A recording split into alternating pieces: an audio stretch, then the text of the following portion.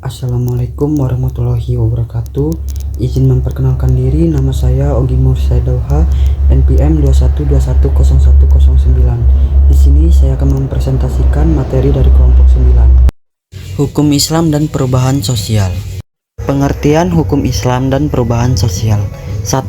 Hukum Islam Al-Quran dan literatur. Hukum Islam sama sekali tidak menyebutkan kata hukum Islam sebagai salah satu istilah. Yang ada di dalam Al-Quran adalah kata syariah, fikih, hukum Allah, dan yang seakar dengannya. Istilah hukum Islam merupakan terjemahan dari Islamic law dalam literatur barat. Istilah ini kemudian menjadi populer. Untuk lebih memberikan kejelasan tentang makna hukum Islam, maka perlu diketahui lebih dulu arti masing-masing kata.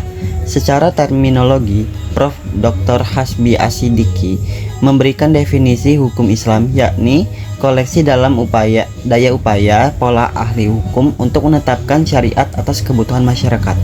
Ta'arif ini lebih dekat dengan fikih, bukan pada syariat. Prof. Dr. Ismail Muhammad Syah mengemukakan bahwa hukum Islam adalah seperangkat peraturan berdasarkan wahyu Allah dan sunnah Rasul tentang tingkah laku manusia mukallaf yang diakui dan diyakini berlaku dan mengikat untuk semua umat yang beragama Islam. 2. Perubahan sosial. Setiap perubahan yang terjadi dalam struktur masyarakat atau perubahan dalam organisasi sosial masyarakat disebut perubahan sosial. Perubahan sosial berbeda dengan perubahan budaya, karena perubahan kultural ini mengarah kepada perubahan dalam kebudayaan masyarakat. Agar dapat membuat hipotesa dan ramalan-ramalan yang tepat, maka para sosiolog harus memaklumi adanya perubahan-perubahan sosial dan budaya. Karakteristik hukum Islam. Hukum Islam memiliki karakteristik yang membedakan dari undang-undang buatan manusia. Hasbi Asyidik dalam falsafah hukum Islam menjelaskan tentang karakteristik hukum Islam. Dari uraian Hasbi tersebut dapat digarisbawahi bahwa hukum Islam memiliki ciri kemanusiaan, akhlak, dan alami. Dapat dipahami bahwa hukum Islam memiliki karakteristik sebagai berikut. 1. Hukum Islam bersifat ketuhanan, dalam artian bahwa semua perundang-undangan dan peraturan-peraturan yang dibuat harus bersumber dan diambil dari ketentuan-ketentuan hukum Allah. Dapat dikembalikan serta tidak bertentangan dengan kehendak Allah.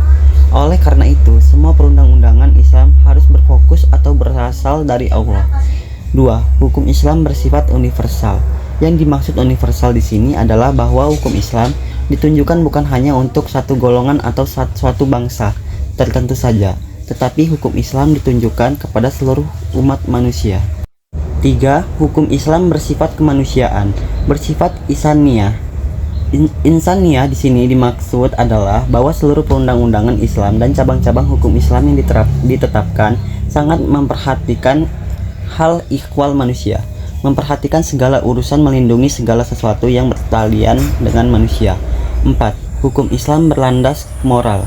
Sebab pada hakikatnya inti ajaran Islam adalah mengadakan bimbingan bagi kehidupan mental dan jiwa manusia. Dan dalam bidang inilah terletak esensi manusia.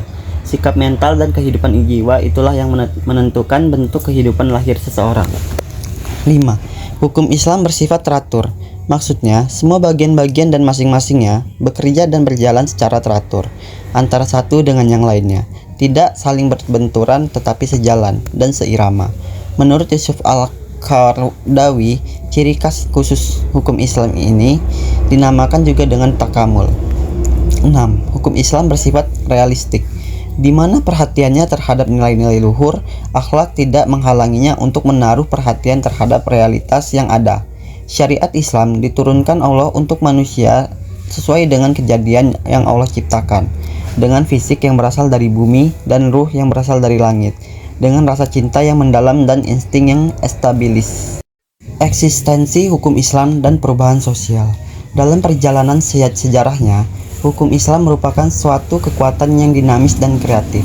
Hal ini dapat dilihat dari instruktur Rasul kepada para sahabat dalam menghadapi realitas sonologis umat pada waktu itu.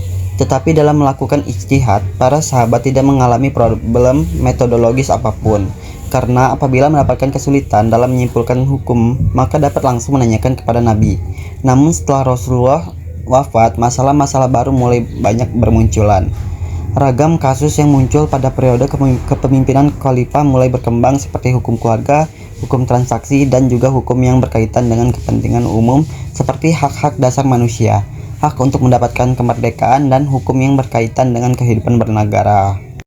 Kesimpulannya, agama Islam memainkan peranan dalam kehidupan pribadi dan masyarakat, sekalipun masyarakat itu telah disusupi oleh kebudayaan barat atau dipengaruhi oleh sekularisme.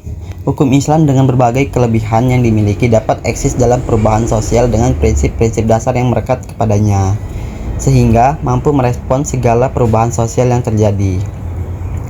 Walaupun hukum Islam didasarkan pada wahyu, tetapi tidak menutup kemungkinan diperlukan adanya interpretasi atau kontekstualisasi dari ketentuan nas dan yang ada.